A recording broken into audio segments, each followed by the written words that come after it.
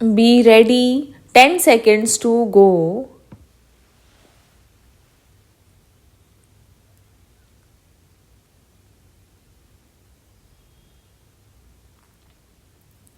Start. I am glad to welcome you today to this conference. As you are aware, our object is to discuss problems of universities with special reference to the improvement of standards and coordination of facilities for higher education. It was my intention to call this conference in January, but on account of pressure of work, this could not be done. The problem we have met to discuss is not new, though it has acquired a new urgency after the attainment of independence. You are all aware that for the last 30 years or more, there have been persistent and at times well founded criticisms of our universities.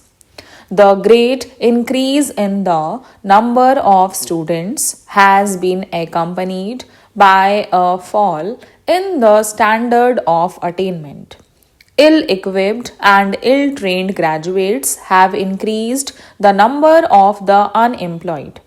Their indiscipline and lack of purpose have added to our difficulties at a time when the attainment of independence has posed great problems of reconstruction and development before the country.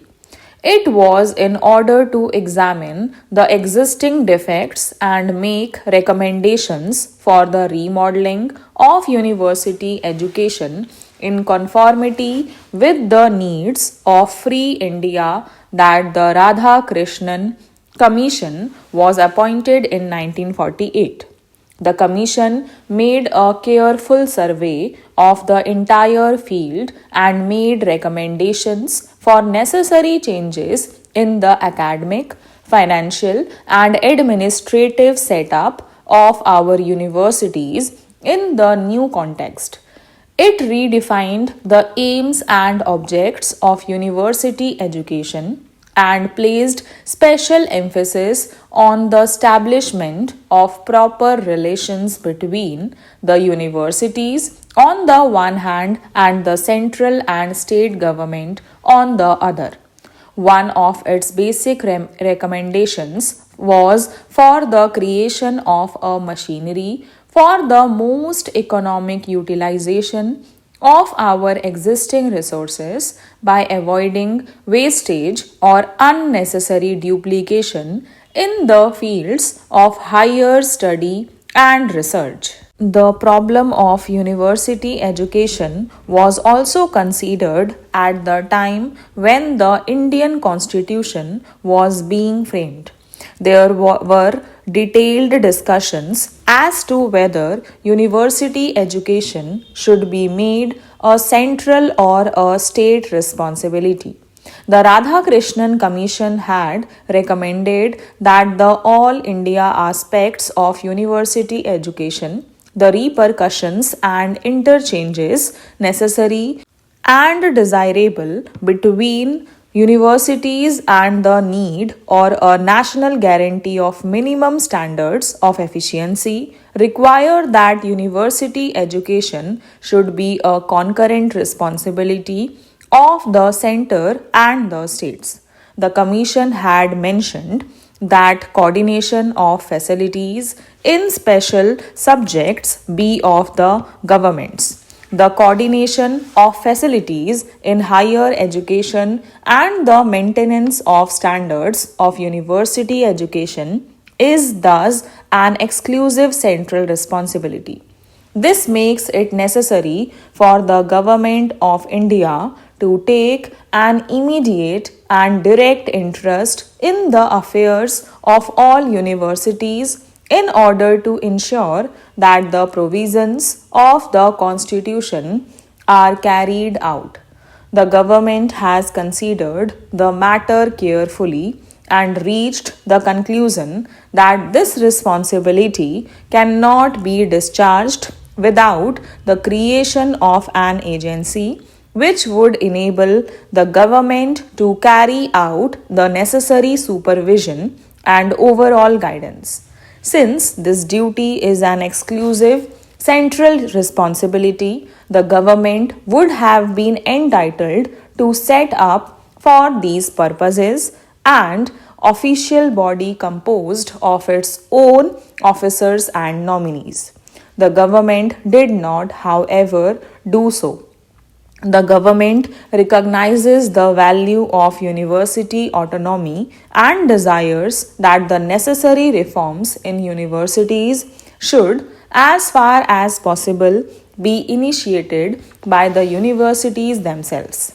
The government is also of the view that in all such steps for the improvement of standards of higher education in the country, the cooperation of the states at every step is not only desirable but essential. It is on this account that the Government of India prepared a draft bill entitled Universities Regulation of Standards Bill. Before introducing it into Parliament, the Government of India referred it to the state governments and the universities for their advice and guidance. I must confess that I have been somewhat surprised by the response of the universities to this gesture of cooperation by the central government. The Inter University Board, in its Madras Chennai session, has expressed itself against the bill and raised doubts about its purpose and provisions. Nevertheless, the board itself had to recognize the need of a machinery to effect coordination and improvement of standards. In view of this recognition, the suggestion that the draft bill indicates a desire of the Government of India to interfere with the internal autonomy of the universities is quite unfounded, and it is difficult for me to understand the grounds for such suspicion.